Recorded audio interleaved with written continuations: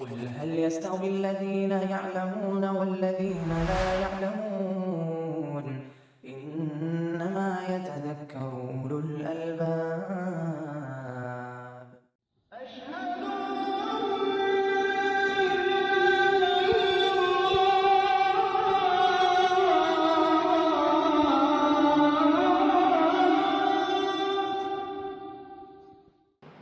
بسم الله والحمد لله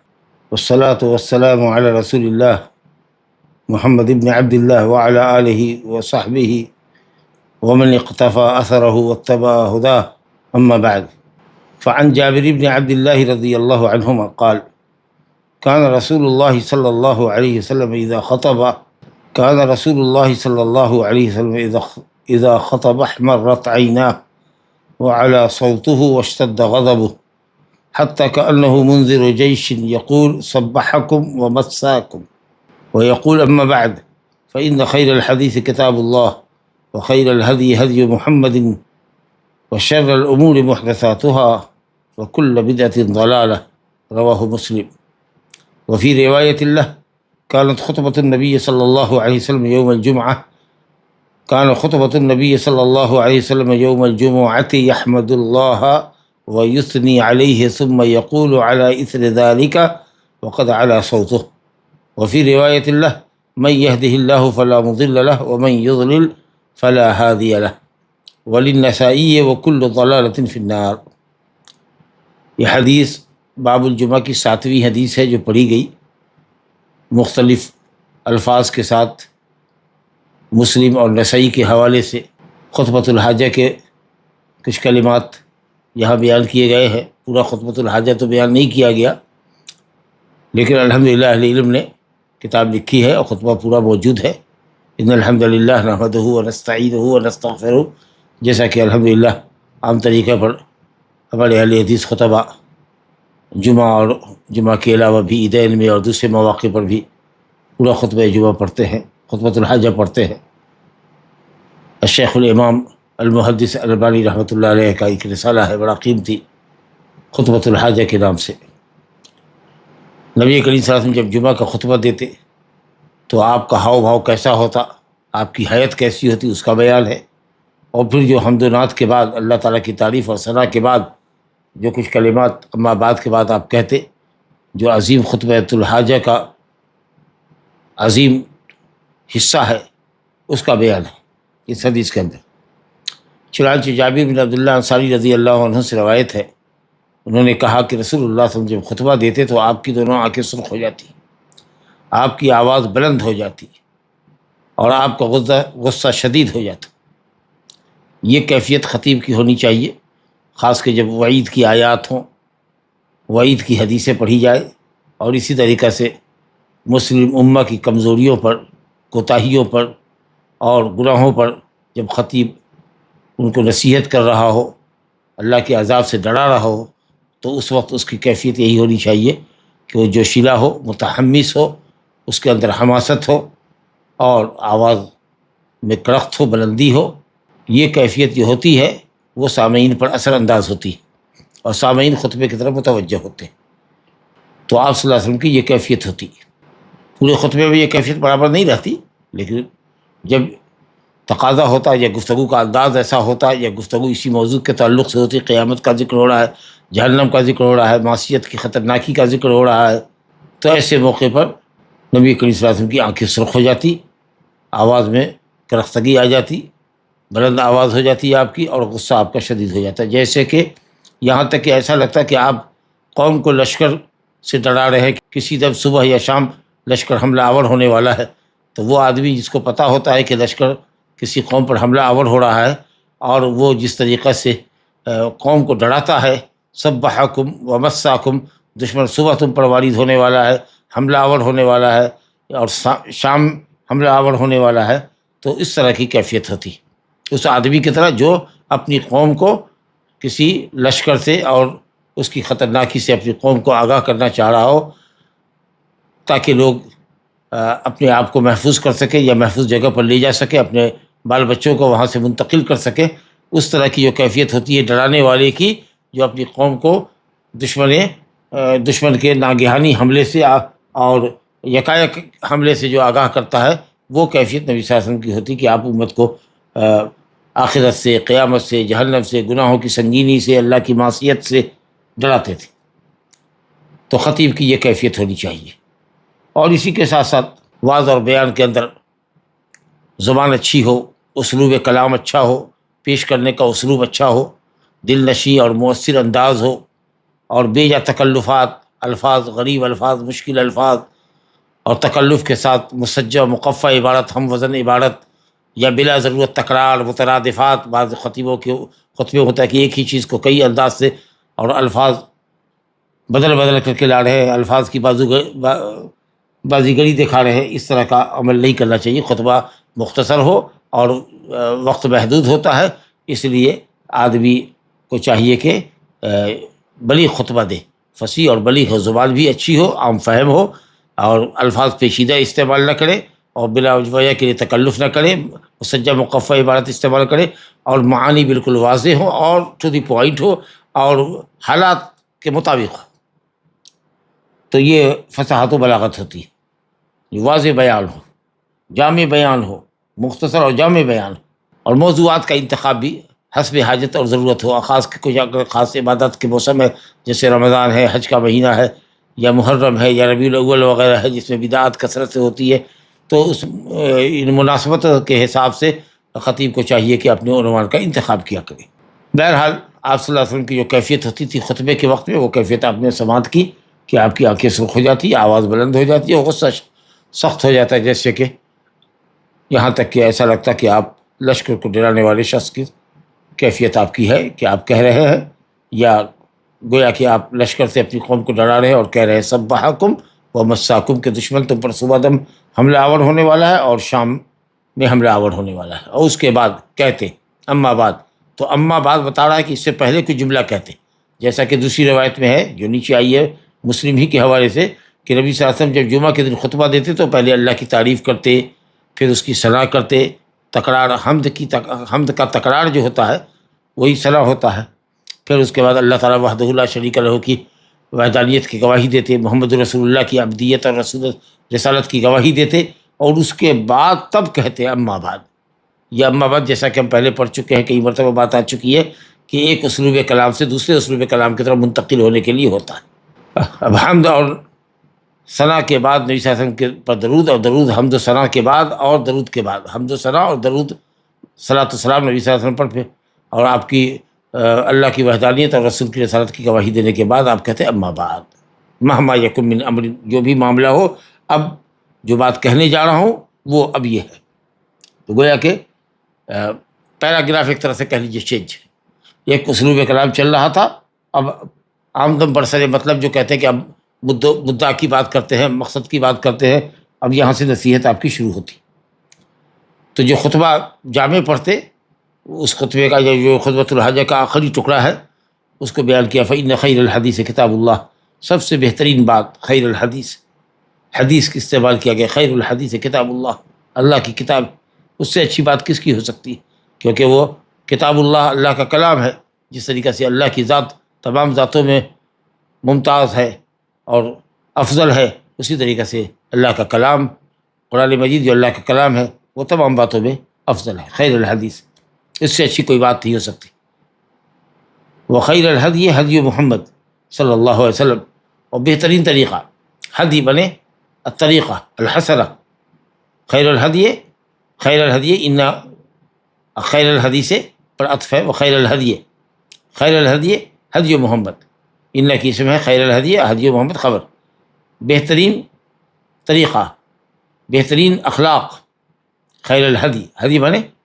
طریقہ اخلاق، اور اس کو ہدا بھی پڑھ سکتے ہیں آپ، خیر الہدا، ہدا بنے دلالت اور ارشاد، سب سے بہترین دلالت اور ارشاد اور رہنمائی کس کی ہے؟ نبی صلی اللہ علیہ وسلم کی، جو آپ نے انسانوں کو اللہ کے دین کی طرف رہنمائی کی ہے۔ آپ کی رہنمائی سے اور آپ کے انداز بیان سے اور آپ کی رہنمائی سے بڑھ کر کسی کی رہنمائی نہیں ہو سکتی۔ ہدایت کی نسبت جہاں بھی رسول کی طرف یا قرآن کی طرف کی نسبت کی گئی ہے، ہدایت کی نسبت جہاں بھی کی گئی ہے قرآن کی طرف اور رسول کی طرف، وہاں دلالت اور ارشاد ہی مراد ہے۔ وَإِنَّكَ لَتَهْدِي إِلَىٰ صِرَاطٍ مُسْتَقِيمٍ، یقیناً اے نبی آپ بلا شبہ صراط مستقیم کی طرف رہنمائی فرماتے ہیں۔ نبی کا کام رہنمائی کرنا ہے، ہدایت کی راہ پر لگانا نہیں، ہدایت کی توفیق دینا نہیں، بلکہ آپ کا کام اور آپ کے وارثین علماء اور دعات کا کام ہدایت کی راہ دکھلانا۔ اسی طریقے سے قرآن مجید کے تعلق سے اللہ نے فرمایا ان ھذا القرآن یہدی للتی ہی اقوم، یہدی للتی، لام آیا تو لام اور الی صلہ آتا ہے کہ قرآن بھی سب سے بہتر راستے کی رہنمائی کرتا ہے۔ تو خیر الہدا بھی پڑھ سکتے ہیں، بہترین رہنمائی، بہترین دلالت اور ارشاد نبی صلی اللہ علیہ وسلم کی دلالت ہے، یا خیر الہدی بہترین طریقہ نبی کریم صلی اللہ علیہ وسلم محمد صلی اللہ علیہ وسلم کا طریقہ ہے۔ وشر الامور محدثاتها، سب سے بری حالت دین کے اندر، سب سے بری حالت اور سب سے برا معاملہ کیا ہے؟ وشر الامور محدثاتها، سب سے برا معاملہ دین کے اندر یہ ہے کہ دین کے اندر نئی چیزیں عبادت کے لیے ایجاد کی جائے، تقرب اللہ کی غرض سے عقیدے میں، عبادت میں نئے طریقے ایجاد کیے جائے۔ شر الامور، امور امر کی جمع ہے، مراد شال، حال، سب سے بری حالت، سب سے برا معاملہ دین کے اندر یہ ہے کہ دین کے اندر محدثات، مبتدعات، نئی چیزیں ایجاد کی جائے۔ محدث جو بعد میں ایجاد کردہ ہو لوگوں کی، نبی صلی اللہ علیہ وسلم اور خلفائے راشدین کی سنت سے جو ثابت نہ ہو، اور دین کے نام پر جس کو لوگوں نے ایجاد کیا ہو تقرب اللہ کی نیت سے، حالانکہ اس پر کوئی دلیل نہ ہو، جس کو ہم عام اصطلاح میں بدعات کہتے ہیں، اسی کو محدثات بھی کہتے ہیں۔ محدثات، بدعات، یہ دین کے اندر سب سے بری چیز ہے، کیونکہ بہرحال دین کے اندر نئی چیزوں کا اضافہ عقیدے اور عبادت کے اندر، ذکر و اذکار کے اندر، اسی بات کا پتہ دیتا ہے کہ یا تو نعوذ باللہ اللہ کا دین مکمل نہیں ہے، یا پھر نبی کریم صلی اللہ علیہ وسلم نے نعوذ باللہ دین کی تبلیغ اور اشاعت میں کوئی کمی کی ہے، جبکہ ہم سب جانتے ہیں کہ دین کی تکمیل کی بشارت اللہ نے قرآن مجید میں دی ہے، اور نبی کریم صلی اللہ علیہ وسلم کی تبلیغ دین کی بات بھی اللہ نے قرآن میں ذکر کی ہے۔ اور یہ کہ نبی کریم صلی اللہ علیہ وسلم نے حجۃ الوداع کے موقع پر امت کو گواہ رکھا تھا، امت سے گواہی لی تھی، اور امت کی گواہی پر اللہ کو گواہ رکھا تھا کہ اللہ کا دین آپ نے پہنچا دیا، امانت ادا کر دی، پیغام پہنچا دیا، کوئی کمی نہ اور کسر نہ چھوڑی، جس پر امت نے گواہی دی۔ بلا قد ادیت ونصحت وبلغت، بلا قد بلغت وادیت ونصحت،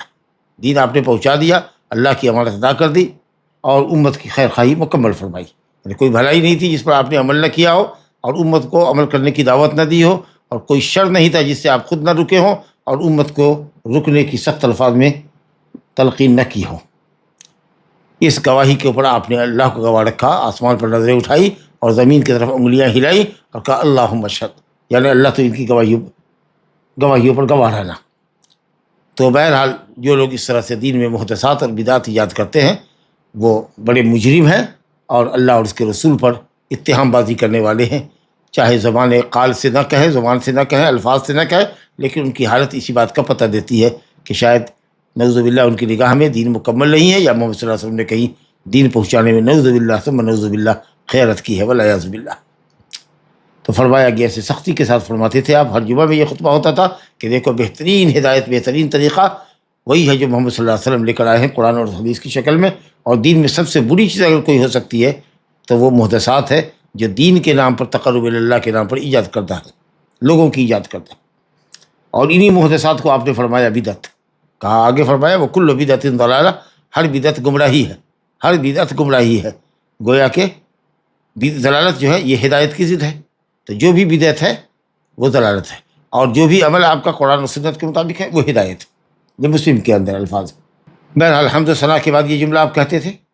جیسا کہ آپ نے پہلے بھی سنا۔ اعوذ ایک روایت میں اور ہے کہ آپ فرماتے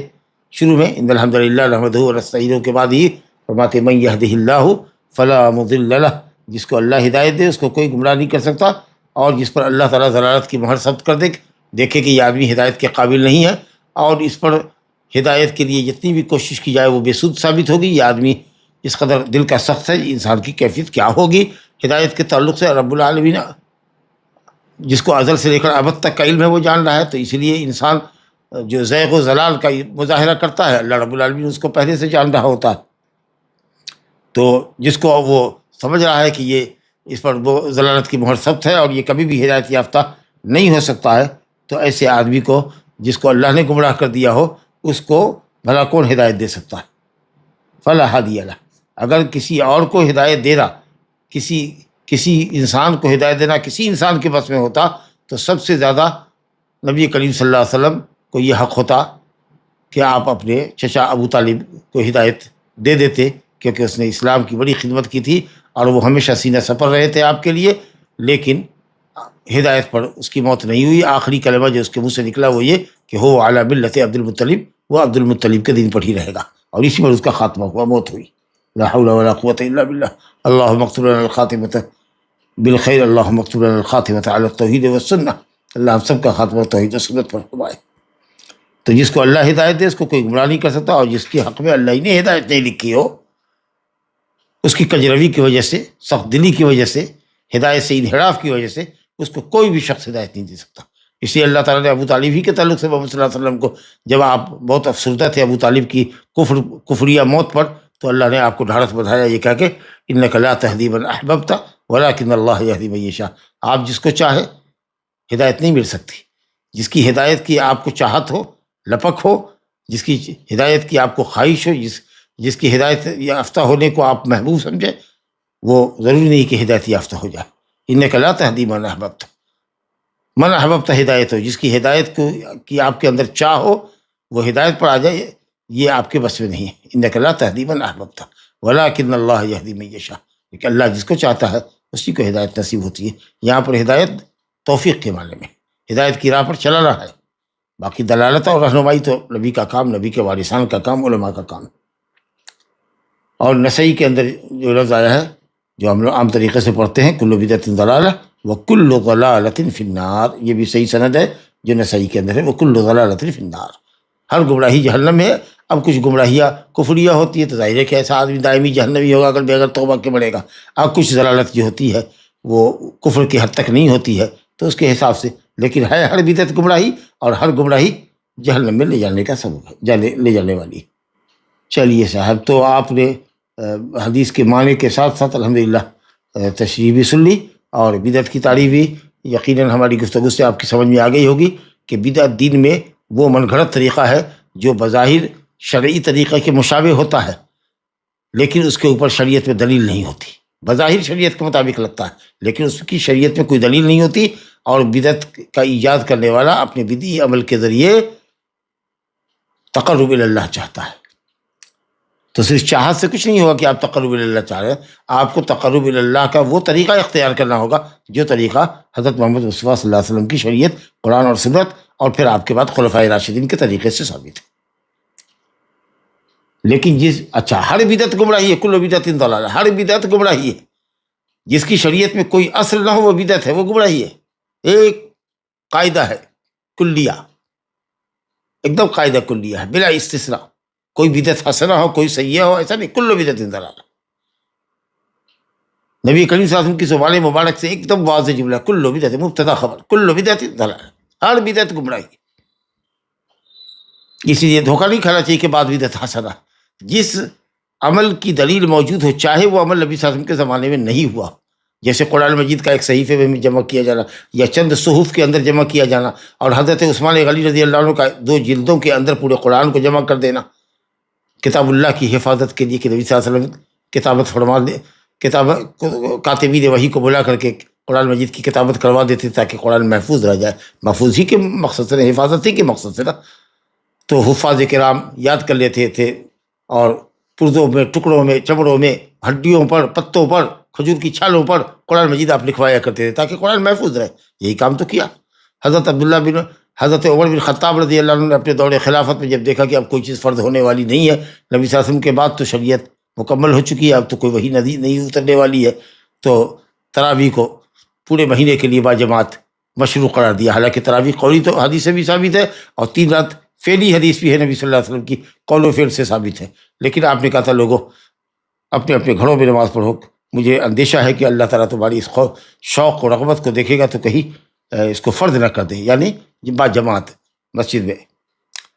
اب وہ خوف چونکہ نہیں رہا تھا، ایک چیز جو رک گئی تھی ان کو انہوں نے جاری کر دیا۔ تو اب اگر حضرت عمر بن خطاب نے کہا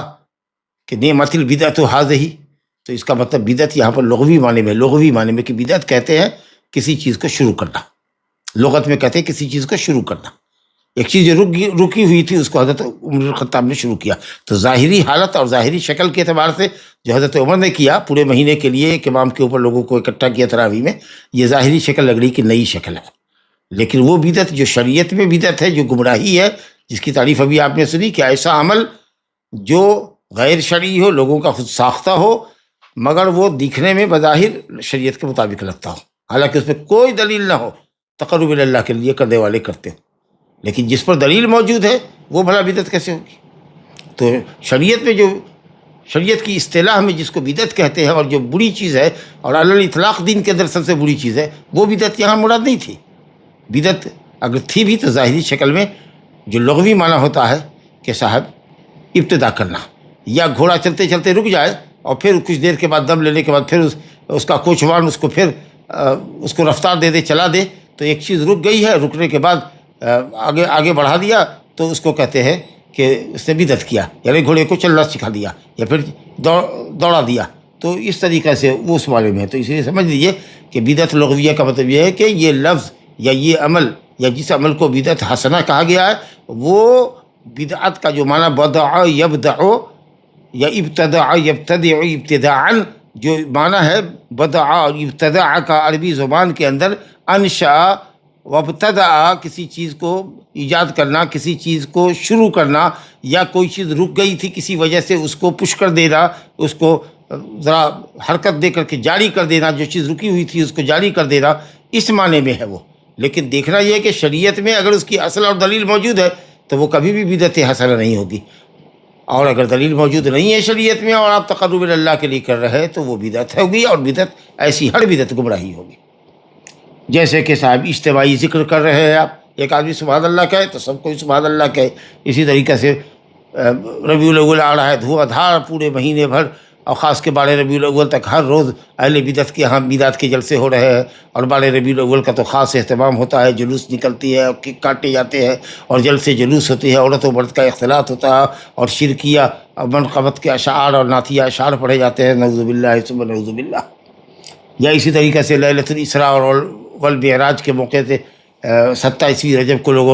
جشن مناتے ہیں، مسجدوں کو چراغاں کرتے ہیں. اسی طریقے سے 15ویں شعبان کا ایک روزہ رکھنے کا اہتمام کرتے ہیں، اور 15ویں کی رات میں یعنی 14 کا دن گزار کے رات میں قبرستان کی زیارت ہے، اور خوب حلوے مالٹے ہیں، اور مردے کی روحوں کو کھانا بخشنے کی اور ان کی روحوں کو ثواب پہنچانے کا جو شرکیہ بدعی عمل ہے وہ سب چل رہا ہے. اور ایک دن کے قیام اور ایک دن کا روزہ 15ویں شعبان کا روزہ رکھتے ہیں. اسی طریقے سے اذان دینے میں، قرآن مجید پڑھنے میں، کان پر ہاتھ دے کر کے جو خاص خوشی لہانی ہوتی ہے، جو آپ قرآ کو دیکھتے ہیں کہ بلا وجہ کے لیے بھی لمبی تان رہے ہیں، یا اس طریقے سے اذان دینے والے بھی جو خوب ربڑ کے طریقہ سے کھینچ رہے ہیں، یہ سب جو کیفیت ہوتی ہے یہ بہرحال. یا اسی طریقے سے مساجد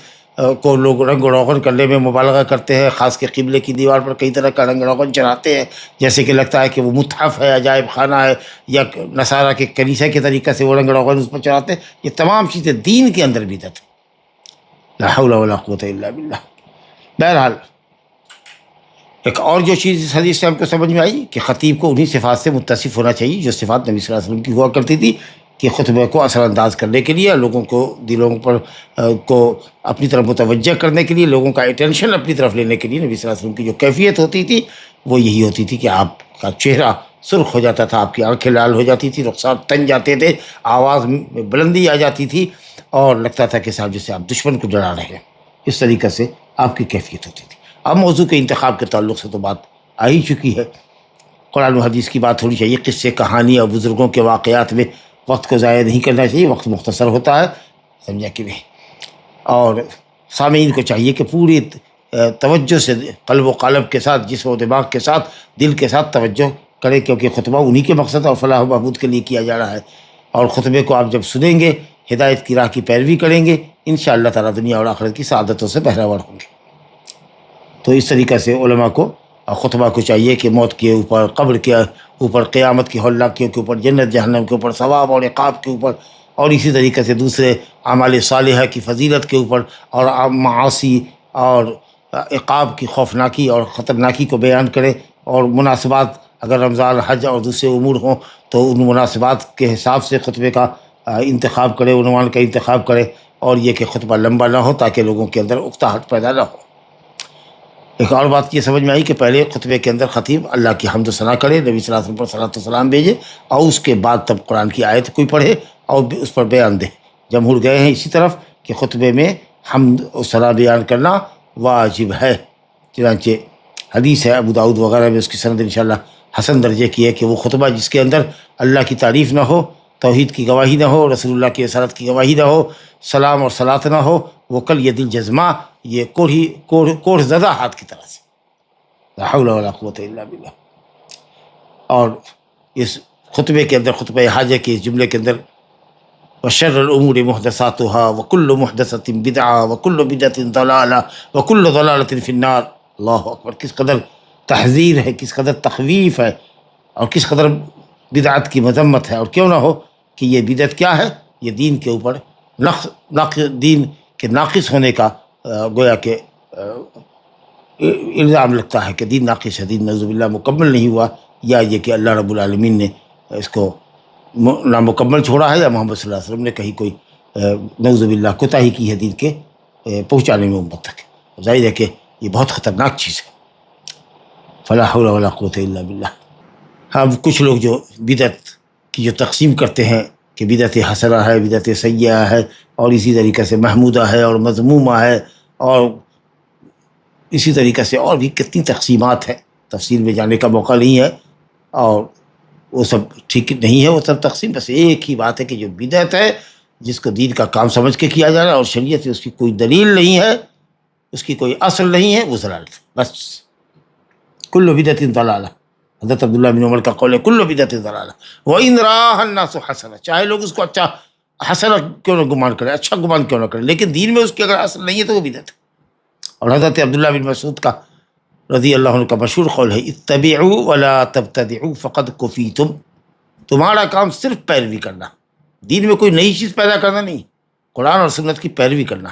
اللہ نے قرآن اور سنت کے ذریعے اسلام کو مکمل کر دیا، کافی اور وافی شریعت تم کو مل چکی، اور سلف صالحین نے کتاب و سنت کی تعلیمات کو عملی جامہ پہنا کر کے دین کی حقانیت اور دین کی تکمیل کا عملی ثبوت پیش کر دیا۔ تم سے کفایت کر دی گئی ہے، اب تم اس بات کے پابند نہیں ہو کہ تم دین کو مکمل کرو، کچھ چیزیں اپنی طرف سے لاؤ۔ کچھ لوگ یہ سمجھتے ہیں کہ جب تک ہم کوئی نئی چیز نہیں لائیں گے دین کے اندر، اس وقت تک بات بنے گی نہیں، اور جتنا کچھ ثابت ہے قرآن و حدیث میں اس پر عمل کر کے ہم اللہ تعالیٰ سے قربت پوری طریقے سے حاصل نہیں کر سکتے، مزید کچھ چیزیں کرنی پڑیں گی، چاہے اس کے لیے بدعی اوراد و وظائف کرے، بدعی نمازیں پڑھے، اور اسی طریقے سے بدعی عبادات کو انجام دے، تاکہ ہم اللہ سے قریب ہو سکیں۔ نعوذ باللہ، نعوذ باللہ۔ نبی کریم صلی اللہ علیہ وسلم سے زیادہ متقی، پرہیزگار اور اللہ کا مقرب بندہ کون ہو سکتا ہے؟ تو ہمارا کام صرف اتباع ہے، بدعت پیدا کرنا نہیں، یا کسی کی ایجاد کردہ بدعت پر عمل کرنا نہیں۔ اس جھنجٹ سے اللہ نے ہم کو بچا لیا ہے، قرآن حدیث کو مکمل کر دیا ہے نبی پر، اب ہمارا کام صرف اتباع۔ لا الہ الا اللہ۔ لہذا اس عموم سے، کل بدعت ضلالہ سے کچھ چیزوں کو نکالنا اور یہ کہنا کہ صاحب فلاں چیزیں بدعت نہیں ہے، فلاں چیزیں بدعت نہیں ہے، حالانکہ اس کی دلیل نہیں ہے، قسم اللہ کی، محمد صلی اللہ علیہ وسلم کی سخت مخالفت ہے۔ آپ کہہ رہے ہیں کل بدعت ضلالہ، آپ کہہ رہے نہیں، لیس کل بدعت ضلالہ، ہر بدعت گمراہی نہیں ہے۔ نبی فرمایا ہر بدعت گمراہی ہے، آپ کہہ کہ نہیں کچھ بدعتیں اچھی ہیں۔ ہماری نیت دیکھو، نیت کے ساتھ ساتھ قرآن اور سنت کی مہر بھی لگنی چاہیے۔ گفتگو لمبی ہو گئی، حدیث اہم تھی اس لیے، واللہ الموفق۔ آگے کی حدیث ہے کہ عن عمار بن یاسر رضی اللہ عنہ قال سمعت رسول اللہ صلی اللہ علیہ وسلم یقول ان طول صلاة الرجل وقصر خطبته مئنة من فقہ۔ مسلم شریف کی روایت ہے، حضرت عمار بن یاسر رضی اللہ عنہ نے ایک مرتبہ خطبہ مختصر دیا۔ ابو وائل کہتے ہیں کہ عمار بن یاسر جن کی کنیت تھی ابو الیقظان، انہوں نے خطبہ مختصر دیا، مگر بڑا بلیغ خطبہ دیا، بڑا جامع اور مانع خطبہ دیا۔ تو ابو وائل کہتے ہیں کہ جب وہ خطبے سے اترے تو ہم لوگوں نے کہا کہ کاش آپ تھوڑا اور لمبا کرتے، آپ نے بڑا بلیغ خطبہ دیا، بڑا جامع خطبہ دیا، مگر مختصر دیا۔ فلو كنت تنفست، کاش آپ تھوڑا اور لمبا کرتے۔ تب اس پر انہوں نے کہا کہ میں نے رسول اللہ صلی اللہ علیہ وسلم سے سنا ہے فرماتے ہوئے، سمیعت رسول اللہ یقول، یہی جو الفاظ ہے ہمارے پاس، ان طول صلاۃ الرجل، مرد کی نماز کا لمبا ہونا اور اس کے خطبہ کا مختصر ہونا، یہ اس کی فقاہت کی علامت اور دلیل ہے کہ نماز لمبی ہو، خطبہ مختصر ہو، یہ خطیب صاحب کے فقاہت اور فہم کی دلیل ہے۔ آگے کا ایک جملہ حافظ بن حجر نے یہاں حذف کر دیا، اگر وہ ذکر کرتے تو اچھا ہی ہوتا، کیونکہ آگے آپ نے خطاب فرمایا، امر کا صیغہ فرمایا، فَأَطِيلُوا الصَّلَاةَ وَأَقْصِرُوا الْخُطْبَةَ، چنانچہ اے لوگوں نماز لمبی کرو، خطبہ مختصر کرو، وَإِنَّ مِنَ الْبَيَانِ لَسِحْرًا، اور بعض بیان البتہ جادو کا اثر رکھتے ہیں، یعنی جس طریقے سے جادو قلب کو پھیرنے کے لیے اور کسی کی طرف محبت لگانے کے لیے، دل کو پھیرنے کے لیے کیا جاتا ہے، اسی طریقے سے بعض بیان ایسا ہوتا ہے جو بیان کرنے والے کی طرف لوگوں کو کھینچ لیتا ہے اور لوگ اس کی گفتگو میں محو ہو جاتے ہیں۔ کاش کہ اس طرح کے انداز والے حق کی ترجمانی کے لیے اگر اس طرح کے انداز کو اختیار کرے، اسلوب اچھا ہو، بیان انداز اچھا ہو، اور فضول کی لفاظی نہ ہو، اور ٹو دی پوائنٹ گفتگو ہو، اور قرآن و سنت کی بات ہو، اور حق کی نشر و اشاعت کے لیے، اعلاء کلمت اللہ کے لیے اگر اس طرح کا زور بیان ہو تو الحمدللہ خوش قسمت۔ لیکن لوگ باطل پر حق کا رنگ چڑھانے کے لیے اگر چرب زبانی استعمال کرے اور اچھا اسلوب اختیار کرے اور انداز بھی بڑا ان کا رسیلہ ہو اور مؤثر ہو، تو یہ مذموم ہے، کیونکہ اللہ کی دی عطا کردہ صلاحیت کا آپ بھی یا استعمال کر رہے ہیں، باطل کو فروغ دے رہے ہیں، یا باطل پر حق کا رنگ چڑھا رہے ہیں اور لوگوں کو گمراہ کر رہے ہیں، یا اپنی سحر بیانی سے ان کو اپنا گرویدہ بنا رہے ہیں۔ لا حول ولا قوت الا باللہ۔ تو بیان جیسا ہوگا اس کے حساب سے وہ محمود اور مذموم ہوگا۔ اگر بیان باطل کا ہے اور باطل کو حق کے رنگ میں پیش کر رہے ہیں تو یقیناً یہ بیان یہ وہ سحر ہے جو حرام ہے۔ لیکن اگر وہ بیان ہے جو حق کی ترجمانی کے لیے ہے اور متکلم کی طرف لوگ کھنچ جائے اور اس کی بات کو مان لیں، اور متکلم ماشاءاللہ قرآن اور سنت کی گفتگو کر رہا ہو، خطیب قرآن اور سنت کی بات کر رہا ہو، تو یقیناً یہ بیان البتہ بہترین کلام ہے، بہترین بات ہے۔ تو بہرحال خطبہ مختصر ہو، زیادہ لمبا نہ ہو، تاکہ لوگ اکتا نہ جائے۔ لوگوں کا خیال رکھنا چاہیے، کیونکہ خطبہ ان کی خاطر ہے، اور اگر وہ غور سے سنیں گے ہی نہیں اور اکتائیں گے اور بار بار گھڑی دیکھ رہے ہیں اور اجرت کا مظاہرہ کر رہے ہیں اور کروٹیں بدل رہے ہیں، تو اس کا مطلب یہ ہے کہ لوگ اکتا رہے ہیں۔ خطبے کو ختم کر دینا چاہیے۔ نبی کریم صلی اللہ علیہ وسلم کا خطبہ اور نماز درمیانی ہوتی تھی، نہ بہت لمبا خطبہ ہوتا تھا نہ مختصر، اور نماز بھی آپ کی بہت لمبی نہیں ہوتی، مختصر بھی نہیں ہوتی۔ چنانچہ ہے نا کہ نبی صلی اللہ علیہ وسلم جمعہ کے دن سبح اسم ربک الاعلیٰ سورہ غاشیہ پڑھتے 2 رکعت کے اندر، چند آیات لوگ پڑھتے، خطبہ لمبا ہوتا ہے۔ مسرور قرأت تو بھائی کر لو، سبح اسم سورہ فاتحہ کے بعد سورہ اعلیٰ اور سورہ غاشیہ پڑھو، اور کبھی کبھی سورہ جمعہ اور منافقین پڑھو، وہ بھی کوئی بہت لمبی نہیں ہے۔ اور ایک شکل یہ ہوتی کہ نبی صلی اللہ علیہ وسلم پہلی رکعت میں سورہ جمعہ پڑھتے اور دوسری رکعت کے اندر سورہ غاشیہ پڑھتے، یہ بھی مسلم شریف کے اندر الفاظ ہیں۔ تو یا تو سورہ اعلیٰ اور غاشیہ، یا سورہ جمعہ اور منافقون، یا پہلی رکعت میں سورہ جمعہ اور دوسری رکعت میں سورہ غاشیہ۔ لا الہ الا اللہ۔ نبی صلی اللہ علیہ وسلم خطبے میں اکثر سورہ قاف کے اوپر بیان دیتے، سورہ قاف پڑھتے اور اس کی تشریح بھی کرتے۔ حالانکہ قوم عرب تھی، سمجھتی تھی وعد و وعید کو۔ ہمارے یہاں ایک زمانے تک چلتا رہا، علماء اہل حدیث کی ہندو پاک کے اندر، بنگلہ دیش وغیرہ کے اندر بھی چلتا رہا کہ پورا سورہ قاف پڑھنے کی ایک عادت ہوتی تھی، پورا سورہ قاف پڑھ گئے۔ حالانکہ حاضرین میں چند ہی لوگ ہوں گے جو عربی داں ہیں، جو سمجھتے ہیں کہ قرآن مجید میں سورہ قاف کی صورتوں کا یا سورت کی آیتوں کا کیا معنی مطلب ہے۔ پڑھ گئے، پورا 3 رکوع اس کے اندر ہے، ماشاءاللہ پورا پڑھ گئے، کم سے کم 10-12 منٹ لگتا تھا، اور اس کے بعد پھر کہتے تھے قال اللہ تعالیٰ فی موضع آخر، اللہ تعالیٰ دوسرے مقام پر فرمانا ہے، اور اس کے بعد 1 آیت پڑھتے یا 1.5 آیت پڑھتے یا 2 آیت پڑھتے، اور پورا بیان ان کا پورا خطبہ اسی 1-1.5 آیت کے اوپر ہوتا، اور سورہ قاف کی کوئی تشریح نہیں کرتے۔ تو ایسا پڑھنا کس کام کا؟ اس لیے آپ اتنا ہی پڑھے، سورہ قاف پر اکثر خطبہ دیں، کیونکہ اس کے اندر انسان کی پیدائش کا ذکر ہے، موت اور سکرات الموت کا ذکر ہے جی، اور جنت اور جہنم کا ذکر ہے، اور اللہ رب العالمین کی توحید کا ذکر ہے کہ اس نے ساتھ زمین اور آسمان کو اللہ تعالیٰ نے 6 دن میں پیدا فرمایا ہے، اور قیامت کی ہولناکی کا ذکر ہے۔ تو وعد اور وعید خطبے کے اندر جو ہونا چاہیے، موعظت،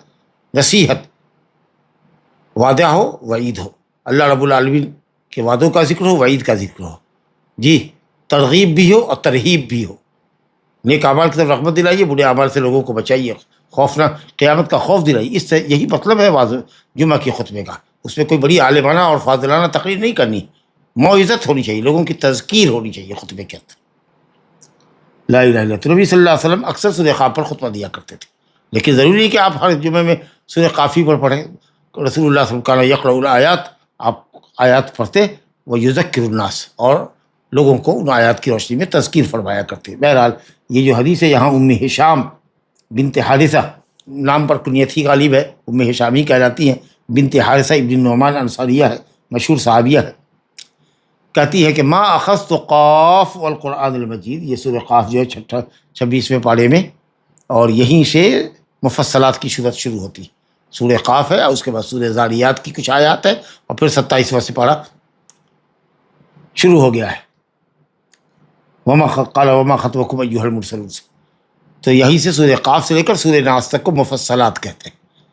تو سورہ ناس، یہ سورہ قاف سے لے کر کے سورہ مرسلات تک طوال مفصل، اور سورہ نبا سے لے کر کے سورہ والضحیٰ سے پہلے تک، غالباً سورہ واللیل تک، یہ اس کے بعد ہے والضحیٰ. تو یہ وسعت مفصل جو عشاء میں پڑھتے تھے، ظہر وغیرہ میں پڑھتے، اور پھر سورہ والضحیٰ سے لے کر سورہ ناس تک قصار مفصل. لا الہ الا اللہ. تو بہرحال کہتی ہیں ام ہشام کہ میں نے سورہ قاف کو نبی کریم صلی اللہ علیہ وسلم کی زبان مبارک سے ہی سنا، نہیں میں نے لیا، یعنی میں نے نہیں یاد کیا، مگر نبی کریم صلی اللہ علیہ وسلم کی زبان مبارک سے سن کر. یقرؤھا کل جمعہ علی المنبر اذا خطب الناس. نبی صلی اللہ علیہ وسلم سورہ قاف کو ہر جمعہ منبر پر پڑھتے جب خطبہ لوگوں کو دیتے، یعنی آپ کا واضح بیان سورہ قاف پر ہوتا، سورہ قاف پڑھتے اور اس کی تشریح فرماتے. تو کل جمعہ سے مراد اکثر جمعہ، کل کو اکثر کے معنی میں لے لیجیے، کیونکہ جابر بن سمرہ رضی اللہ عنہ کی روایت آ رہی ہے کہ نبی صلی اللہ علیہ وسلم کان یقرأ الآیات فی الخطبہ، کان فی الخطبہ یقرأ آیات من القرآن ویذکر الناس. نبی صلی اللہ علیہ وسلم لوگوں کو خطبہ دیتے، قرآن کی آیات پڑھتے، تو کہیں سے بھی پڑھ سکتے ہیں قرآن کی آیت، اور لوگوں کی تذکیر کرتے. بہرحال اب ایک چل جو ہمارے یہاں ہو گیا کہ ہمیشہ دوسرے عنوان اور موضوعات پر تقریر ہوتی ہے، اور خال ہی کوئی سورہ قاف کی کچھ آیتوں کو پڑھتا ہو، ایک رکوع پڑھتا ہو یا چند آیتیں پڑھتا ہو، اس کے اوپر بیان دیتا ہو، تو یہ بھی کم ہوتا ہے. تو بہرحال اس کا بھی خیال ہونا چاہیے کہ یہ وعد اور وعید کے اعتبار سے، موعظت کے اعتبار سے یہ صورت بڑی بلیغ ہے، اس لیے خطیب کو اس سورہ کو بھی یا اس کی بعض آیتوں کو بھی اپنے خطبے کا عنوان بنانا چاہیے. اہل علم نے کہا ہے کہ قرآن کی ایک آیت جو مکمل موضوع پر ہو، مکمل مضمون کو سمیٹے ہوئی ہو، ہوتا ہے نا بعض آیتوں کا مضمون متعلق ہوتا ہے دوسری تیسری آیت سے، تو جتنی متعلقات آیت ہے اس کو پڑھی، نہیں تو اگر ایک آیت کسی ایک مضمون پر مکمل ہے، مستقل آیت ہے جو ایک موضوع کو واضح کرتی ہے، اجمالی ہی طور پر صحیح، آگے سے پیچھے سے اس کا لنک نہیں ہے بہت زیادہ موضوع کا، تو آپ ایسی کوئی ایک آیت پڑھ لیں. اگر مستقل المعنی ہو، یعنی اس کا معنی مستقل ہے، مکمل ہو رہا ہے ایک آیت پر، تو ایک آیت پڑھے، 2 آیت پر مکمل ہوتا ہو یا 3 آیت پر ہوتا ہو تو اتنی آیتوں کو پڑھے. بہرحال قرآن مجید ہونا چاہیے. اہل علم نے یہی کہا ہے، محدثین نے، شافعی، احمد سب نے کہا کہ نبی صلی اللہ علیہ وسلم کا خطبہ قرآنی آیات پر مشتمل ہوتا تھا. اب کچھ لوگوں نے کہا کہ واضح بیان ہے، حمد و ثنا ہو، اب کچھ بھی نصیحت دین کی ہونی چاہیے، ضروری نہیں کہ قرآن پڑھا جائے. لیکن بہرحال راجح یہ ہے کہ قرآن مجید جب نبی صلی اللہ علیہ وسلم، اور اس سے بہتر خیر الکلام کلام اللہ، جی احسن الحدیث کتاب اللہ، تو اس سے بہتر کیا بات ہو سکتی ہے. لہذا الحمدللہ آیت ربانی کو پڑھیں اور اس پر بیان کریں. چلیے صاحب، خطبہ کا سننا واجب ہے، اور خطبے کے اندر کوئی گفتگو اگر کوئی شخص جان بوجھ کے کرتا ہے جبکہ اس کو مسئلہ معلوم ہے، اور وہ زبان سے کسی کو کہتا ہے مثلا چپ رہو، بولنے والے کو یہ کہنا کہ چپ رہو، یہ بھی غلط ہے، جبکہ یہ امر بالمعروف ہے اور نہیں عن المنکر ہے، اور وہ بھی خطبے کے اندر نہیں. زبان سے آپ کو نہیں کہنا ہے، اشارے سے اگر آپ کسی کو چپ کر رہے ہیں، اگر وہ چپ ہو رہا ہے تو ٹھیک ہے، ورنہ نہیں. اسی طریقے سے کچھ لوگ گھڑی کی سوئیاں سے کھیلتے رہتے ہیں، موبائل سے کھیلتے رہتے ہیں، بالکل اس کو سوئچ آف کر دیجیے اور پورے طریقے سے خطبے کے اندر دل لگا کے خطبہ سنیے. اور اگر نہیں آپ خطبے کو سن رہے ہیں، جو خطبہ آپ کے لیے خطیب دے رہا ہے اور جس کے لیے آپ تیاری کر کے نہا دھو کر کے اچھے کپڑے پہن کر خوشبو لگا کر کے آپ دور سے اہتمام کر کے جمعہ میں آ رہے ہیں، اور پھر بھی خطیب کے خطبے کو آپ غور سے نہیں سن رہے ہیں، تو اس کا مطلب یہ ہے کہ یہ مثال بہت خراب ہے کہ گدھے سے تشبیہ دی گئی ہے جس کے اوپر نفع بخش کتابیں رکھی گئی ہو، پیٹھ پر لاد دیا گیا ہو، اور گدھے کو پتہ نہیں کہ کیا لادی ہوئی ہے، کیا کچھ اس پر لاد دیا گیا ہے، نہ وہ یہ سمجھتا ہے نہ وہ اس سے فائدہ اٹھا رہا ہے. تو بالکل اسی طریقے سے آپ ہے کہ خطبے کے لیے آپ آئے ہیں، اہتمام کر کے آئے ہیں، جمعہ کے دن غسل کیا ہے، مسواک کیا ہے، خوشبو لگایا ہے، باقاعدہ اہتمام سے آپ آ رہے ہیں اور خطبہ سن نہیں رہے ہو، یا تو باتیں کر رہے ہیں، دوسروں کو ڈسٹرب کر رہے ہیں، اپنا خطبہ ضائع کر رہے ہیں، دوسروں کو ڈسٹرب کر رہے ہیں، جی، یا پھر خیالات کی دنیا میں آپ گم ہیں، یا موبائل وغیرہ دیکھ رہے ہیں، یا ہر جو خبریں آ رہی ہے اس کو پڑھ رہے ہیں، اور بظاہر خطیب کی طرف دیکھ رہے ہیں اور انگلی چل رہی ہے کی بورڈ کے اوپر کہ آپ میسیجنگ ٹائپ کر رہے ہیں. لا حول ولا قوت الا باللہ. دیکھیے حدیث ابن عباس رضی اللہ عنہ سے روایت ہے، انہوں نے فرمایا قال رسول اللہ صلی اللہ علیہ وسلم من تکلم یوم الجمعہ والامام یخطب، اگر کوئی شخص جمعہ کے دن کلام کرتا ہے دراحال کہ امام خطبہ دے رہا ہو، فہو کمثل الحمار یحمل اسفارا، وہ اس گدھے کی مانند ہے جس کے پیٹھ کے اوپر اسفار صفر کی جگہ بڑی بڑی کتابیں لاد دی گئی ہوں، اور اس گدھے کو پتہ نہیں، اس کو کیا معلوم کہ اس کے اوپر کیا لادا گیا ہے؟ دھوبی کا کپڑا ہے، دھوبی نے کپڑا لاد رکھا ہے، یا پتھر کی سل لادی گئی ہے، یا کہ بخاری اور مسلم اس کے اوپر لدی ہوئی ہے۔ والذی یقول له انصت، اور جو کوئی ایسے بولنے والے کو زبان سے الفاظ سے کہے چپ رہو، لیست لہ جمعہ، تو اس کا جمعہ نہیں، یعنی جمعہ کاملہ نہیں ہے۔ جمعہ تو ہوگی کا مطلب یہ ہے کہ ظہر نہیں اس کو پڑھنا ہے، یا جمعہ اس کا باطل نہیں ہوا۔ حالانکہ کچھ علماء کہتے ہیں ظاہریہ کہ جمعہ نہیں ہے کا مطلب جمعہ نہیں ہے، اب اس کو زور پڑھنا پڑے گا، لیکن اہل علم نے کہا کہ لیست لہ جمعہ ہے جمعہ کاملہ، جمعہ کاملہ نہیں، جمعہ تو جمعہ ہی پڑھے گا لیکن جمعہ کا مکمل ثواب نہیں ملے گا۔ ہاں البتہ ایک حدیث ہے سنن کے اندر کہ من لغا وتخطى رقاب الناس، جس نے لغویات کہی اور لوگوں کی گردنیں پھیلاگی تو اس کی نماز ظہر ہوگی، پڑھے گا تو وہ بھی جمعہ ہی، لیکن فکأنما صلی الظہر،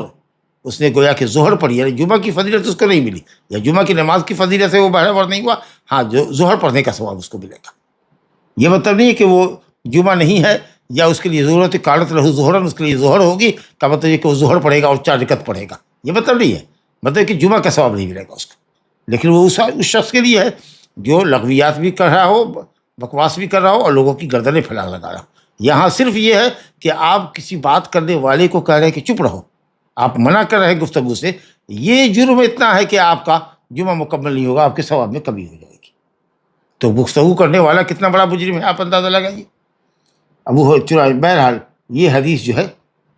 کہتے ہیں رواہ احمد باسناد لا باس بہ، کہتے ہیں کہ یہ حدیث امام احمد نے روایت کیا ہے۔ حافظ ابن حجر رحمۃ اللہ علیہ کہتے ہیں کہ ایسی سند سے جس میں کوئی حرج نہیں ہے، یعنی قابل اعتبار سند ہے جی، لیکن اس حکم پر اہل علم نے کلام کیا ہے، کیونکہ اس کی سند میں مجالد بن سعید الحمدانی، بڑے بڑے کبار محدثین نے، یحییٰ بن سعید القطان نے، عبد الرحمن بن مہدی نے، امام احمد نے، یحییٰ بن معین نے، امام نسائی نے، امام بخاری نے، اس طرح کے لوگوں نے اس شخص کو ضعیف کہا ہے۔ تو یہ کہنا کہ ایسی سند ہے اس حدیث کی کہ کوئی حرج نہیں ہے، یہ قول بہرحال قابل محل نظر ہے، صحیح قول نہیں، لیکن ٹھیک ہے، اس مضمون کی حدیث صحیح ہے ان کے اندر، چنانچہ کہہ رہے ہیں حافظ ابن حجر وہ یفسر، یہ حدیث خود تفسیر بیان کر رہی ہے اس حدیث کی جس کو صحیحین نے روایت کیا ہے، ابی ہریرہ رضی اللہ عنہ فی الصحیحین مرفوعا، یعنی نبی صلی اللہ علیہ وسلم سے روایت ہے اذا قلت لصاحبک انصت یوم الجمعہ والامام یخطب فقد لغوت، اگر تم اپنے ساتھی کو، چاہے وہ تمہارا ساتھی ہو، ساتھ رہنے والا ہو، اٹھنے بیٹھنے والا ہو یا نہ ہو، لیکن جمعہ کے میں بغل میں تمہارے ساتھ ہے، اگر تم جمعہ کے دن کہتے ہو انصت، کیپ سائلنٹ، چپ رہو، ذرا حالے کہ امام خطبہ دے رہا ہو اور گفتگو وہ کر رہا ہے تو آپ اس کو سائلنٹ کر رہے ہیں، تو نبی صلی اللہ علیہ وسلم نے فرمایا فقط لغوت، تم نے لغو کام کیا۔ لغو کام کرنے کا کیا مطلب کہ فلیست لہ جمعہ، اس کے لیے جمعہ نہیں، یعنی جمعہ کاملہ نہیں، اس کا پورا ثواب اس کو نہیں ملے گا۔ البتہ آپ نے سنا نا کہ عبداللہ بن عمرو بن عاص کی روایت ہے ابو داؤد وغیرہ میں کہ صاحب جو لغو بولے من لغا وتخطى رقاب الناس كانت له ظہر، تو ظہر کا ثواب اس کو ملے گا، یعنی جمعہ کی فضیلت سے وہ محروم رہے گا، جبکہ 2 کام کرے گا، لغو کرے گا اور تخطی کرے گا، لوگوں کی گردنیں پھیلاگے گا جمعہ کے دن، درا حالے کہ امام خطبہ دے رہا ہو۔ اس کا مطلب کیا ہوا کہ 2 خطبہ کے درمیان جب امام چپ رہتا ہے، بیٹھتا ہے ممبر پر، تو اس درمیان میں اگر کوئی کسی سے کوئی ضروری گفتگو کر لیتا ہے تو کوئی حرج نہیں، لیکن کوشش کرنا چاہیے کہ خفیف جلسہ ہے، کہیں ایسا نہ ہو کہ کسی سے بات کر رہے ہیں تو بات لمبی ہو اور خطیب خطبہ دے رہا ہے اور ابھی ہماری گفتگو ختم نہیں ہوئی، یا اسی طریقے سے امام ممبر پر بیٹھا ہے، اذان ہو رہی ہے، اس وقت بھی آپ پر چپ رہنا واجب نہیں ہے، لیکن احتیاط یہ ہے کہ آپ اپنا اٹینشن خطبے کی طرف رکھیں۔ بہرحال درا حالے کہ امام خطبہ دے رہا ہو، اس کا مطلب یہ ہوا کہ جمعہ کے خطبے کو خاموشی کے ساتھ سننا، چپ رہنا واجب ہے۔ لا الہ الا اللہ۔ کچھ لوگوں نے کہا کہ مستحب ہے، کہ ایک صحابی آئے اور کہا یا رسول اللہ دعا کر دیجئے بارش کی، ارے بھائی امام سے خطاب کرنا درست ہے، اور امام کسی سے پوچھے، کوئی آیا اور بیٹھ گیا تو کہا فلاں یا بھائی صاحب آپ نے تحیۃ المسجد پڑھی،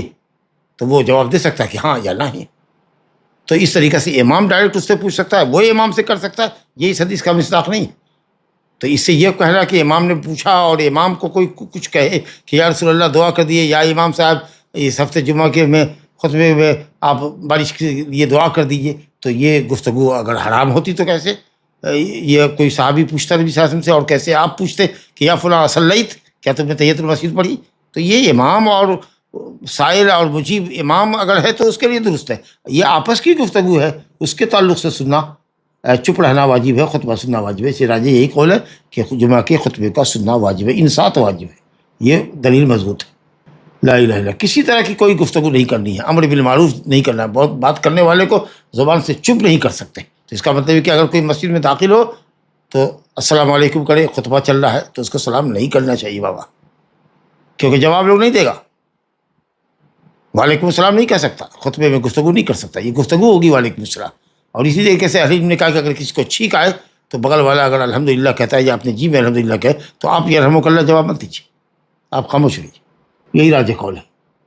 اگرچہ کچھ لوگوں نے کہا کہ نہیں، خطبہ میں جواب دیا جا سکتا ہے،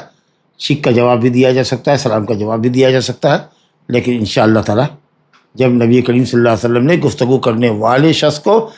چپ کرنے سے منع کیا ہے، انکار منکر سے آپ نے منع کیا ہے، تو اسی طریقے سے سلام کا جواب دینا، چھینکنے والے کی چھینک کے الحمد کا جواب یا رحمک اللہ سے دینا منع ہے، اسی قول کی طرف طبیعت کا میلان ہوتا ہے۔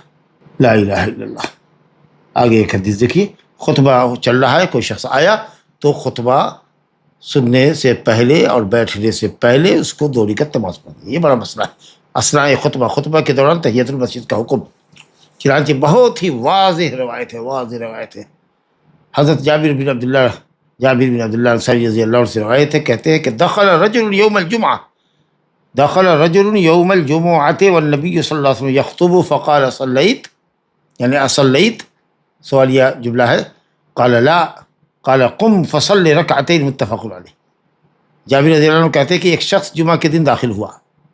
اور نبی صلی اللہ علیہ وسلم خطبہ دے رہے تھے، درا حالے کہ نبی صلی اللہ علیہ وسلم خطبہ دے رہے تھے، واو حالیہ، دخل رجل یوم الجمعۃ والنبی صلی اللہ علیہ وسلم، درا حالے کہ نبی صلی اللہ علیہ وسلم خطبہ دے رہے تھے، ایک شخص مسجد میں داخل ہوا،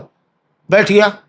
تو آپ نے کہا اصلیت یا صلیت، تم نے نماز پڑھی، یعنی کیا تم نے نماز پڑھی تحیۃ المسجد؟ اس شخص نے کہا لا، تو آپ نے کہا اٹھو، حالانکہ بیٹھ چکا ہے، کہا اٹھو فصلی رکعتین، 2 رکعت نماز پڑھو۔ بعض روایت میں ہے کہ ولیتجوز فیہما، مختصر پڑھو، ہلکی پڑھو، تاکہ جلد سے جلد خطبے کے لیے فارغ ہو۔ تو آپ نے تحیۃ المسجد کی اہمیت کو اتنا واضح کیا کہ خطبہ روک دیا، اور اس شخص سے پوچھا آپ نے کہ نماز پڑھی کہ نہیں، اور کہا نہیں پڑھا ہے، بیٹھ چکا ہے، حالانکہ بیٹھنے سے پہلے خطبہ مشروع ہے اور تحیۃ المسجد ہے، لیکن شخص کو معلوم نہیں ہے۔ آپ نے کہا اٹھو، خطبہ جس عمل کے لیے روک دیا ہو اور اٹھ کر کے نماز پڑھنے کا حکم دیا ہو، آپ اس کی اہمیت کو سمجھ سکتے ہیں، اور کہا کہ 2 رکعت نماز پڑھو، متفق علیہ روایت۔ جی، معلوم یہ ہوا کہ داخل ہونے والے شخص کے لیے تاکیدی سنت ہے، صرف مشروع نہیں بلکہ تاکید ہے کہ جمعہ کے دن جب وہ آئے مسجد میں، امام خطبہ دے رہا ہو، تو امام کا خطبہ داخل ہونے والے شخص کے لیے تحیۃ المسجد سے مانے نہیں ہے۔ پہلے سے اگر بیٹھا ہوا ہے تو وہ چپ ہو کے بیٹھے، داخل ہوا ہے تو وہ خطبہ سنے۔ جو لوگ پہلے سے بیٹھے ہوئے ہیں وہ کسی کو اشارہ نہ کریں، کسی بات کرنے والے کو چپ نہ کریں، وہ جگہ وہ بھی حدیث نبی کی ہے، اذا قلت لصاحبک انصت، اگر اپنے ساتھی کو کہتے ہو کہ چپ تو تم نے لغو کام کیا، یہ بھی حکم نبی صلی اللہ علیہ وسلم کا ہے، اور یہ بھی حکم نبی صلی اللہ علیہ وسلم کا ہے۔ تو جو پہلے سے بیٹھا ہوا ہے وہ چپ بیٹھے، اور جو ابھی داخل ہوا ہے وہ تحیۃ المسجد پڑھ کے بیٹھے۔ یہی قول امام شافعی کا، امام محمد کا، امام اسحاق بن راہویہ کا، ابن حزم کا، فقہائے محدثین کا اور سلف کی جماعت کا، جبکہ ابو حنیفہ، مالک اور فقہا کی ایک جماعت رحمہم اللہ کہتے ہیں کہ نہیں صاحب، خطبے کی حالت میں نماز نہیں پڑھ سکتے۔ وہ عبداللہ بن بصر کی روایت ہے نا کہ ایک شخص آیا، لوگوں کی گردنیں پھلاگ لگا رہا تھا، اور خطبہ آپ دے رہے تھے، آپ کا اجلس فقط آزیت، بیٹھو، تم نے لوگوں کو اذیت دی۔ اب یہ ان حضرات نے کہا کہ آپ نے بیٹھنے کا حکم فرمایا، نماز پڑھنے کا حکم کہاں فرمایا؟ لا الہ الا اللہ۔ وہ گردنیں پھلاگ لگا رہا ہے، لوگوں کو اذیت دے رہا ہے، آپ کہہ رہے اجلس کا مطلب یہ ہوا کہ لوگوں کو اذیت مت دے، جہاں جگہ ملے وہیں بیٹھ جا، لیکن بیٹھ کے کس طرح سے، اس طریقے پر جو طریقہ ہے کہ کوئی مسجد میں آئے تو بغیر تحیۃ المسجد پڑھے نہ بیٹھے، یہ مفہوم تھا۔ یا پھر یہ ہو سکتا ہے کہ اس شخص نے کسی کی مسجد میں داخل ہوتے ہوئے کسی حصے میں نماز پڑھ لی ہوگی اور خطبہ سننے کے لیے وہ قریب آتا رہا ہوگا، کیونکہ اس زمانے میں تو لاؤڈ اسپیکر نہیں تھا، تو لوگ چاہتے تھے کہ نبی صلی اللہ علیہ وسلم سے قریب ہو۔ اب ویسے بھی لوگ دیکھتا ہے کہ اگر کوئی جگہ ہے تو آگے بڑھنے کی کوشش کرتا ہے، تو اس میں تو منع نہیں ہے کہ آپ نے کہا کہ تحیۃ المسجد مت پڑھو، وہ پڑھ رہا تھا اور آپ نے کہا مت پڑھو، بیٹھ جاؤ، یہ تو نہیں کہا، وہ گردن پھیلا رہا تھا، آپ نے کہا بیٹھو، مطلب کہ گردن مت پھیلاؤ، یہ مطلب تھا اس کا. ترک تحیت المسجد مقصود نہیں تھا. یا پھر یہ ہے کہ بیٹھو، جو بیٹھنے کی شرطیں ہیں کہ فلا یجلس حتی یصلی رکعتین لا الہ الا اللہ، تو اس میں احتمال ہے. اور جابر کی حدیث ماشاء اللہ کس قدر صحیح ترین اور قوی ترین حدیث متفق علیہ روایت ہے کہ شخص کو آپ نے کہا کہ صلیت یا فلاں، تم نے نماز پڑھی؟ کہا لا. آپ نے کہا قم فصلی رکعتین، 2 رکعت نماز پڑھ. اب آپ ان لوگوں نے کہا وہ آدمی کون تھا؟ سلیق الغطفانی تھا. مسلم میں روایت آئی ہے دوسری سند سے، اس کے اندر اس کا نام بھی آیا کہ سلیق الغطفانی تھے. یہ حضرات کہتے ہیں کہ پھٹے حال آدمی تھا، غریب آدمی تھا. خطبے کے درمیان آپ نے اس لیے کہا نماز پڑھنے کے لیے تاکہ لوگ دیکھیں. ارے بھائی یہ بات تو پہلے نماز کے بعد بھی آپ لوگوں کو روک کے کہتے کہ جس شخص کو میں نے کہا تھا نماز اثناء خطبہ پڑھنے کے لیے تحیت المسجد، وہ بیچارہ غریب آدمی ہے، اس کے اوپر آپ لوگ خیرات کیجیے. تو آپ نے، یہ لوگ کہتے ہیں کہ آپ نے تو اپیل کرنا مناسب نہیں سمجھا، چاہا کہ اثناء خطبہ وہ نماز پڑھے تاکہ لوگ دیکھیں. اور مسجد میں داخل ہوا تھا اور بیٹھ گیا تھا، اس وقت لوگوں نے نہیں دیکھا تھا کہ اس کی کیا حالت ہے. لا الہ الا اللہ. کیسی بھی کوئی تعویل کر دیجیے آپ نا کہ غریب آدمی تھا اس لیے آپ نے خطبہ روک کر کے. پھر یہ تعویل کرتے کہ جب تک وہ نماز پڑھتا رہا ہوگا نبی صلی اللہ علیہ وسلم رکے رہے ہوں گے. یہ احتمال دیکھیے زبردستی کا. کہتے ہیں کہ یہ واقعہ اس آدمی کے ساتھ خاص ہے. صاحب بالکل بیکار کی باتیں. اس لیے ان کے قیل و قال اور ایرادات اور اعتراضات اور جیسے حضرت جابر کی حدیث سے دامن جھاڑنے کی جو تدبیریں کی ہے وہ سب اتنی بوگس دلیل ہے، عبودی دلیلیں ہیں کہ ان کا ذکر کرنا اور اس پر رد کرنا تضییع اوقات ہے. بس بالکل واضح روایت ہے. اللہ رحم فرمائے اس شخص کے اوپر، علامہ نووی کے اوپر، کہ کہا کہ بالکل یہ حدیث واضح ہے. اور اس کو سننے کے بعد کسی مولوی کے لیے جو واقعی حدیث جانتا ہو اور حدیث کی صحت کا اس کو علم ہو، اس کے لیے کسی طرح کی تعویل جائز نہیں ہے، اور نہ ہی اس حدیث کی مخالفت کرنا اس کو جائز، اس کے لیے جائز. لا الہ الا اللہ. الا یہ کہ خطیب کسی ضرورت سے گفتگو کرے، بجلی کٹ گئی سمجھا کہ رہی، یا پنکھا بند ہو گیا اور گرمی لگ رہی ہے، لوگ پریشان ہیں، تو کہا بھائی اگر کوئی شخص ذمہ دار ہے مؤذن تو انورٹر کی لائٹ چالو کر دے. جی بجلی کٹ گئی ہے، نماز کے درمیان اگر بجلی اسی طرح سے کٹ جائے تو ایک آدمی سیدھی سے آواز لگا دیا کرے. تو اس طرح کی اگر کوئی ضروری گفتگو ہو تو کہنے میں کوئی حرج نہیں ہے، لیکن امام کہے اور جس کو کہہ رہا ہے وہ آدمی خاموشی سے اٹھے اور کام کر لے. 6 گوئیاں آپس میں لوگ نہ کرنا شروع کر دیں. صلاۃ جمعہ کی نماز اب پڑھ رہے ہیں، خطبہ ہو چکا ہے، اب نماز پڑھ رہے ہیں، آپ نے خطبے کے آداب آپ نے سن لیے. ابن عباس رضی اللہ عنہ کہتے ہیں کہ نبی صلی اللہ علیہ وسلم جمعہ کے دن جمعہ کی نماز میں سورہ جمعہ اور منافقون پڑھتے تھے، جیسا کہ ذکر آیا. مسلم شریف کی روایت ہے،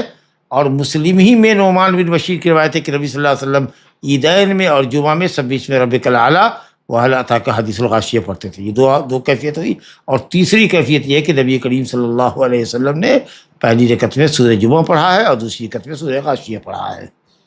اگر ایک ہی دن میں عیدین جمع ہو جائے، یعنی جمعہ بھی ہو اور عید الفطر اور عید الاضحیٰ بھی ہو، تو ماشاءاللہ دونوں ہی نمازوں کے اندر غاشیہ اور سبح اسم ربک الاعلیٰ آپ پڑھتے ہیں سنت کے مطابق. تو اس طریقہ سے یہ صورتیں آپ نے خاص کی ہے. سورہ جمعہ کے اندر تو بڑی مناسبت ہے، واضح ہے کہ اس میں جمعہ میں حاضری کی ترغیب دی گئی ہے. یا ایھا الذین آمنوا اذا نودی للصلاۃ من یوم الجمعۃ فاسعوا الی ذکر اللہ وذروا البیع. تجارت چھوڑو، آؤ اللہ کے ذکر کی طرف، خطبے کی طرف.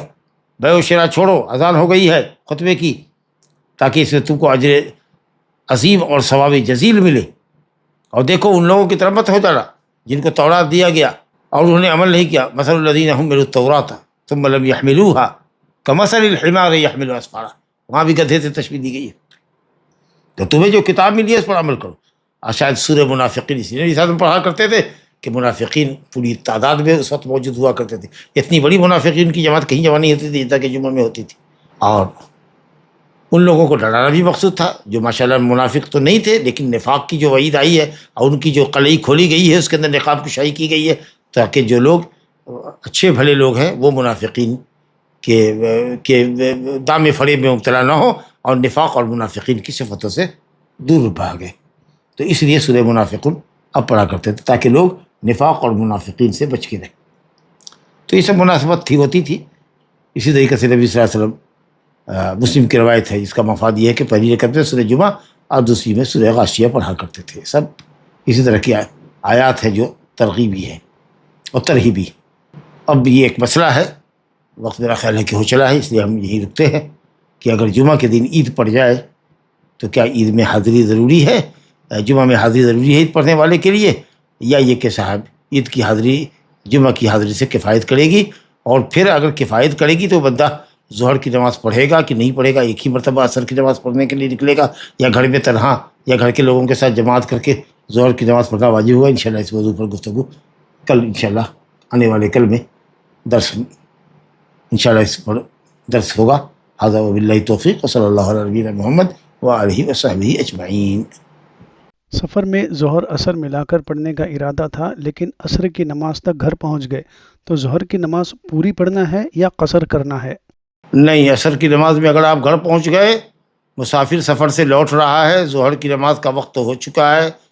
اپنی آبادی میں داخل ہونے سے پہلے وہ چاہے تو آبادی سے پہلے قصر کر لے، 2 رکعت پڑھ لے، لیکن اگر جا کر کے گھر پڑھے گا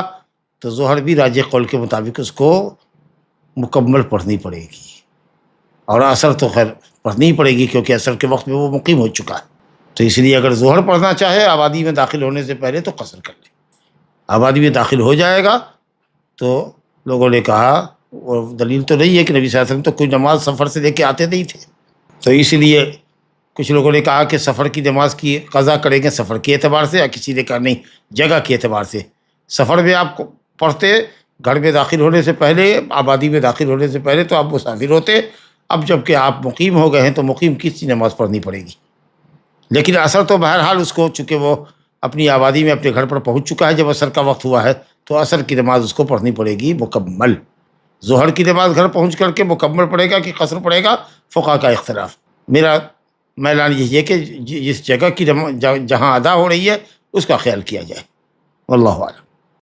جمعہ خطبہ میں امام اگر کچھ دعا مانگے تو کیا ہم ہاتھ اٹھا کر دعا کر سکتے ہیں؟ نہیں، امام صاحب دعا کر رہے ہوں تو آپ ہاتھ نہیں اٹھا سکتے، ہاتھ اٹھانا ثابت نہیں، الا یہ کہ استسقاء کی دعا ہو رہی ہے، اور استسقاء کی دعا ہو رہی ہے تو اس پر آمین کہہ سکتے ہیں، اور عام سی دعا ہو رہی ہے اور دعا کی جاتی ہے، طریقہ بھی رہا ہے امت کے لیے، مسلم حکمرانوں کے لیے، مظلومین کے لیے، تو زیر لب آدمی اپنے جی میں اور اپنے رب کے درمیان آمین کہہ سکتا ہے، بآواز بلند آمین نہ کہے اور ہاتھ نہ اٹھائے۔ مدرسے سے بچوں کو بلا کر گھر میں قرآن خوانی کرانا، کیا یہ بدعت ہے؟ بالکل، دوسروں سے قرآن خوانی کروانا اور اس کا ثواب میت کو ہدیہ بھیجنا غیر شرعی عمل ہے، غیر ثابت عمل ہے۔ قرآن پڑھنے والے کو ثواب ملے گا، اور البتہ وہ جو دعا کرے گا آپ کی میت کے لیے وہ دعا اس تک پہنچ سکتی ہے، لیکن قرآن کا ثواب نہیں ملے گا، الا یہ کہ آدمی میت کا بال بچہ ہو، بیٹا بیٹی ہو، تو جو بھی وہ نیکی کرتا ہے اس کی نیکی کے برابر اللہ تعالیٰ اس کے ماں باپ کو ثواب دیتا ہے۔ باقی اہل میت